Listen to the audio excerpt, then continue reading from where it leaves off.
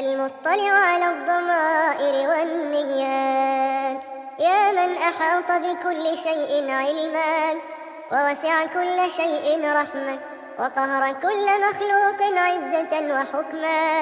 اغفر لي ذنوبي واستر لي عيوبي وتجاوز عن سيئاتي إنك أنت الغفور الرحيم.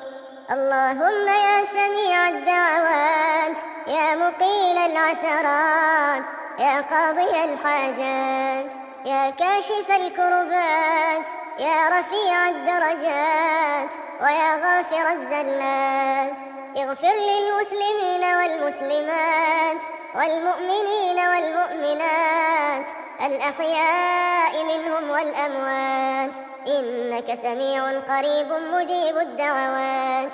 اللهم إني أسألك باسمك الأعظم الذي إذا دعيت به أجبت وإذا سئلت به أعطيت، أسألك بأني أشهدك أنك أنت الله لا إله إلا أنت الأحد الصمد الذي لم يلد ولم يولد ولم يكن له كفوا